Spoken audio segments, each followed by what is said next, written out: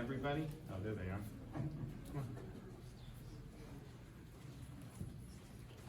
Well, good morning. I'm excited to be able to be here today in Flagler County to announce that starting tomorrow morning at 9 a.m., we will have a monoclonal antibody treatment site right here at the Daytona State College Palm Coast campus. And that will be open from 9 a.m. to 5 p.m. It'll be open 7 days a week. And also happy to announce that starting tomorrow as well, there will be a site down in Highlands County at the Highlands County Agri-Civic Center in Sebring, and that will also be open 9 a.m. to 5 p.m. 7 days a week. Now, these treatments are free of charge to patients, and they do not require a written prescription or written referral from a physician because we do have a standing order from the Surgeon General. We've now in Florida, we now will have, starting tomorrow morning, we'll have 25 sites throughout the state of Florida. And since we started these sites, we've seen daily admissions to hospitals for COVID decline dramatically.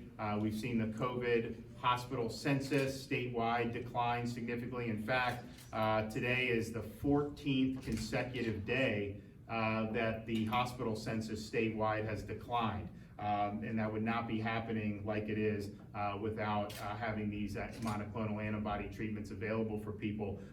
We also see a big decline in people that are going to the emergency room for COVID-like illness. So we think that this is something that is has been very effective for a lot of people, and we're happy to be able to do this here in Palm Coast. So if you look down the east coast of Florida, you have one in Jacksonville, you have one here in Palm Coast, you have one in Volusia County, you have a site in Brevard County, you have a site in St. Lucie, Palm Beach, Broward, Miami-Dade, all the way up there on that coast, and of course 25 sites overall. Central Florida, obviously Volusia, Flagler. You also have North Central Florida, we have Gainesville, we have Sumter County, we have Orange County. Yesterday we started one in St. Cloud and Osceola County. We also have one in Polk County. So the goal is with our big population to make it so that the vast majority of people have relatively easy access. We wish it could be 5 minutes from everyone, but if you can get in your car and it's drivable, that makes a big difference. And so I think we've been able to do that. And look, at the end of the day, the message has been for us, particularly these last many weeks, COVID is a treatable illness. You didn't hear as much about these treatments for a long time as you should have. We identified people when hospital admissions started rising. We identified that most of those folks did not even know about monoclonal antibodies, much less take monoclonal antibodies, and so it was not something that people knew. A lot of people would end up getting COVID, and they would be basically told to just stay home and hope you don't get really sick enough to go to the hospital. And those days are over here in Florida, and we're sending the message that this is something that's treatable, and this is something that's been proven to be effective. And again, free of charge for people, not something that obviously you're going to be required to do. That's your decision about what you want to do in terms of your treatment, but it is something that is now more widespread knowledge of and is more readily available for folks. And so again, this will be open from 9 to 5, 7 days a week. And if you want to identify a site, a location near you, you can go to floridahealthcovid19.gov. If you want to make an appointment at one of the state sites, you can go to patientportalfl.com. And I'd also just remind people that these treatments have been done in Florida since the EUAs for Regeneron and the Eli Lilly came out at the end of last year. And so hospitals have been doing them, other infusion centers. So if one of these sites isn't convenient for you, check on some of those other ones, because that is being offered just the same. Most of the infusion centers do it through IV. The Regeneron, you can do IV, but it's also approved for subcutaneous injections. So our sites tend to focus on doing the injections because you can get more patients through if you do it that way. It's easier, but it's approved for both. This is something where if you are elderly or if you have certain health risk factors like being overweight, having kidney problems, diabetes, heart problems, or lung conditions, that is really the group of people that this is going to be most effective for. And the goal is obviously get early treatment, save lives, keep people out of the hospital, get people back up on their feet as soon as they can. And I think that, and we'll hear from some folks here today who recently received the treatments at some of these sites. And we've had some people who were headed straight to the ICU if they had not gotten this intervention, and that is abundantly clear. There's other people who, we've had some very elderly people, fully vaccinated, who would get infected, get the monoclonals. Some of them still ended up going to the hospital, but ended up getting discharged, and we're told this was really good you did that, because if you didn't do it, you probably wouldn't be getting discharged now. And then we have some other folks who, start to get seriously ill, get this, and really can get back on their feet very, very quickly. And you're talking about people that are raising families, people that have businesses and jobs and all these other things. If you can get back up on your feet quickly instead of being sick for 2 weeks, that's obviously a very, very good thing. So we've seen a lot of success, and we're glad that we're really helping lead the charge on early treatment. We have some folks here who are going to be able to talk about some of the treatment that they have. So I have Amy Young, who lives here in Flagler. She's a mom and a realtor. She tested positive recently and got her monoclonal antibody treatment here in Florida. And so she's going to come up and talk about what happened. Good morning. So as Governor DeSantis was saying, I have a real estate company here in Palm Coast, so I'm not a medical person, I'm not political, I'm not whatever. I just want everyone to have the same opportunity that I did. So a few weeks ago, I tested positive for the COVID. I did a CVS test, it came out positive. Went to my doctor the next morning, confirmed it. Just absolutely felt like a train wreck, felt like I'd been beaten half to death. I am a cancer survivor, so I know what pain is. I also have rheumatoid arthritis, so again, I know fatigue, I know pain. This was like nothing I'd ever experienced in my life. I was checking my oxygen levels and things like that. I went down twice in the 90s. In fact, twice it was 90. My heart rate was between 46 and 48. My temperature was 105.1. The night before I went in and I got the Regeneron treatment, I seriously considered calling 911 because I was so short of breath, I could not have a conversation at all. So I went in, I was scared. I did the research that I could find. I got a series of 4 shots. I got 2 in my arm and 2 in my stomach. The ones in your stomach actually don't hurt as badly, in case anyone wants to know that. A couple of hours later, I noticed that the body aches were a little bit less. And then I'm like, maybe it's psychosomatic because I want it to work because I'm so miserable. But that night, I started feeling a little bit better to where I could rest a little bit. The sweats weren't quite as just unhandleable, for lack of a better word. And then by the 3rd day, by Thursday, I felt like $1 million. I mean, I felt like I'd just gone and got a massage compared to how I'd felt before.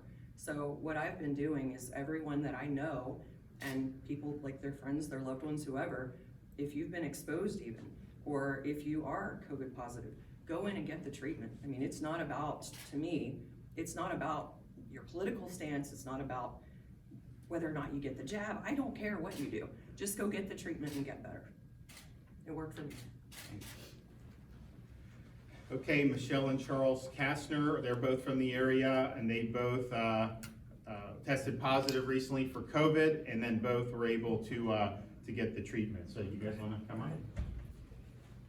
Hi, good morning. I'm Michelle, this is Chuck. Chuck had tested positive before I did, and he was lucky enough to get into an infusion center in Jacksonville. He got the infusion there. I tested positive 2 days later, and I got the infusion at one of the centers that Governor DeSantis was speaking about. Very easy to make the appointment, go online, many appointments available. Within 36 hours, we both felt better. Body aches were gone, temperature was gone, lots of energy. We both were vaccinated for COVID, but unfortunately were exposed to somebody and got it. A month before we got our treatment, it was very hard to get this treatment because I know of 2 people who tested positive and could not get the treatment, and their COVID symptoms lingered for weeks upon weeks. We were blessed. We were better within a couple of days. Chuck went back to work and then I went on to cleaning the house. As Amy said, regardless of your political stance, use this to help yourself get better. Use this to keep people out of the hospital.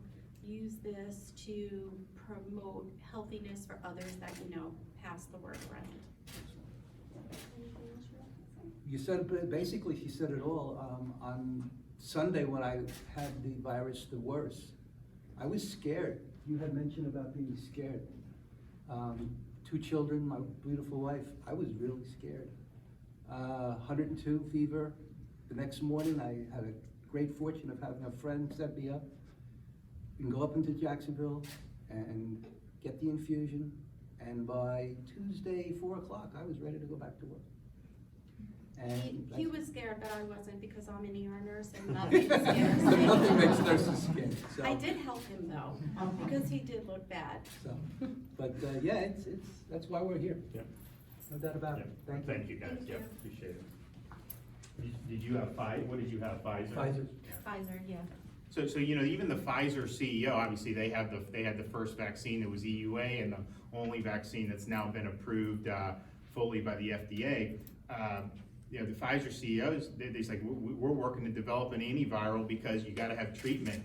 Vaccines are part of it, but you also have treatment. I think this is a good, and this is not uncommon at our sites to have folks who were fully vaccinated come in and still need treatment. And you know, I think that that the treatment part of it has just got to be a really significant part of how we're looking at this going forward. It is something that can be treated, and if treated early, the success rate is very, very high with the monoclonal antibodies. And so I'm going to have Ken Shepke, our Chief Medical Officer for the Division of Emergency Management, come up, and we are looking at, of course, the Regeneron has been very, very successful.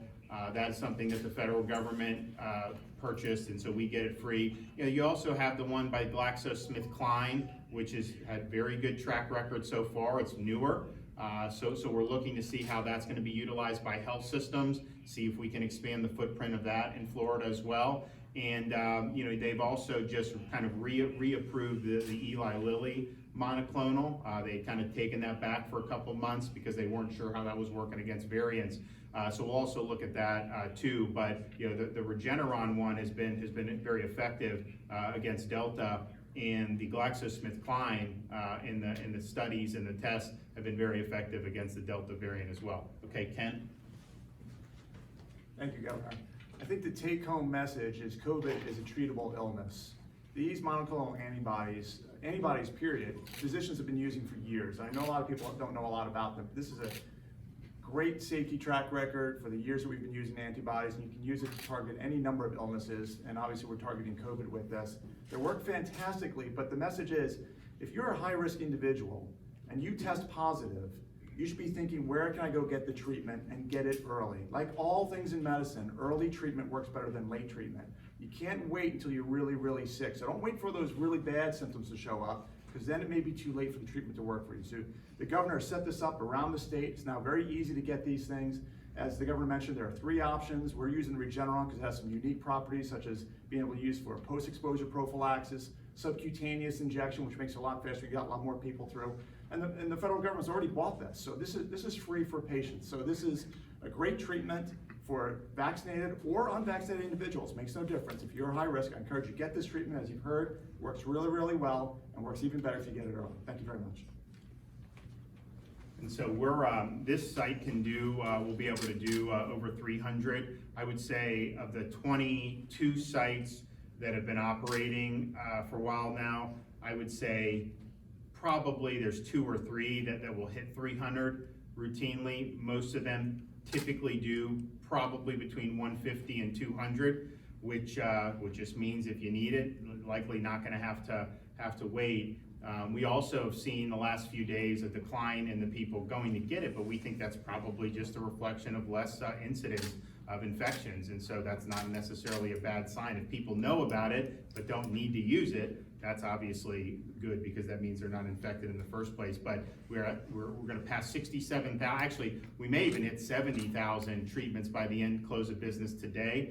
And again, since we've rolled this out, raised the awareness, our 70,000 treatments are not the whole enchilada, because you have more people now asking physicians about it, more people getting it through kind of the normal healthcare channels as well. And so I think, all that in, you look, and when you see things like 14 straight days of declining hospital census statewide. I mean, normally when it goes down, but it kind of blips up and down with a downward trend. I mean, this has been 14 straight days, and I think that this has kept an awful lot of people out of the hospital, and I think it's definitely saved lives. So that's a really good thing, and we're happy to be here, and we're hopefully that this will be beneficial for the community. Obviously, Flagler, we think some people, particularly St. Augustine and that part of St. Johns County, could do it.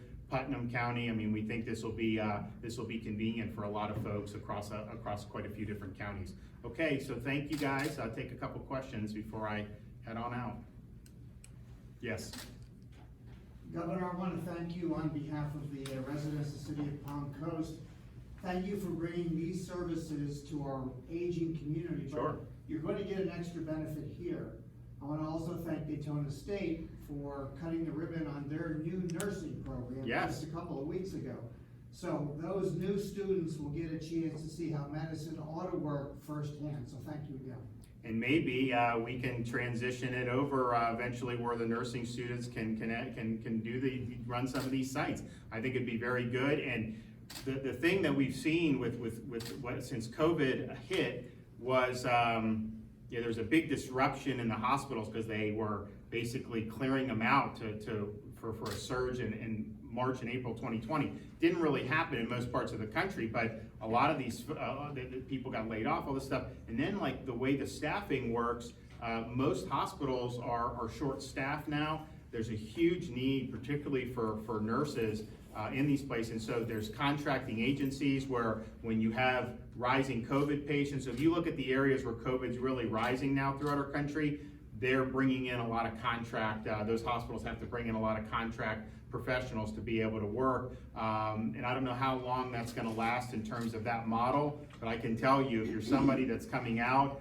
with these credentials, and I know they're working hard at Daytona State and we've supported the budget, support for the program, you're gonna have a job. I mean, and you're gonna be able to be put to work. And so it's a good time to be in this field in terms of having opportunities. You probably will have your pick of the litter, because I've not talked to a single health system that has not raised the issue of staffing needs. And so it's a really big deal. And as a realtor, we are building 2 medical centers here right now. So we're gonna have a technology center for nursing right in the center, town center. And at this site, the nursing program will produce 120 new nurses out of this campus. And I bet you the employment rate is gonna be probably close to 100%. Before they Come graduate. see our house, multiple jobs. Governor, do you have any remarks on the hearing happening today on the school mask mandate case In which jurisdiction? in Tallahassee? Oh, for the stay? Yes.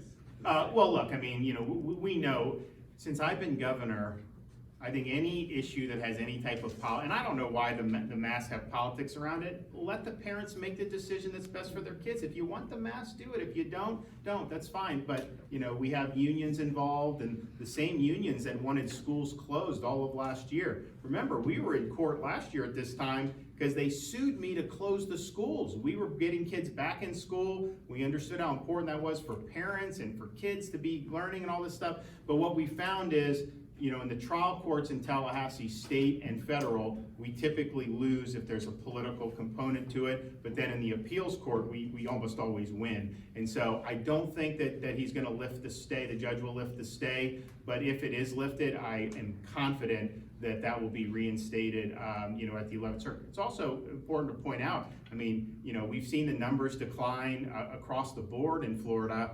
When school came in, so I mean, all the schools, probably by like that 3rd week of August, almost all schools were in.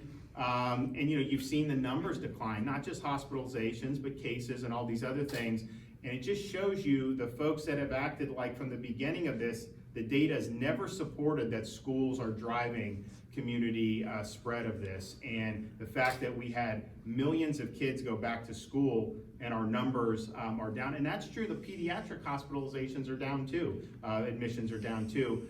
So I think it shows, and I also think if you look at the statistics, you're not seeing a statistically significant difference between the areas that are following the law and allowing parents to make the decisions, and those handful of districts that have defied the law and are not letting parents make the decision and are forced masking all the kids, particularly these young kids. But you're not seeing a huge difference in terms of the outcomes. For example, Martin County, Palm Beach, right next to each other. Martin, parents' choice. Palm Beach overruled the parents, forced masking. The infection rates are actually higher in Palm Beach, but it's not even significant, the difference. And so that evidence is consistent with what we've seen throughout the entire course of this. And so I'm confident we'll end up winning on appeal in that case. And we've also got some other stuff that's going to be coming down the pike. I mean, we're really, really excited about being in front of the 11th Circuit on our big tech litigation. If you look at that, we didn't think we'd win in the district trial court, but you look what the judge said. The judge acknowledged that these companies are not like normal companies.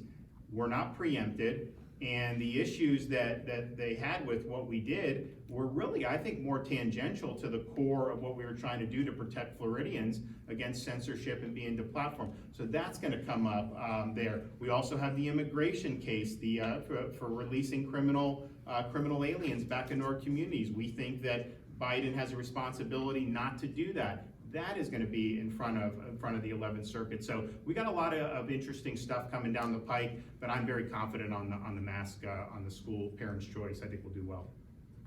Okay, we'll see you guys soon. Take care. Thanks.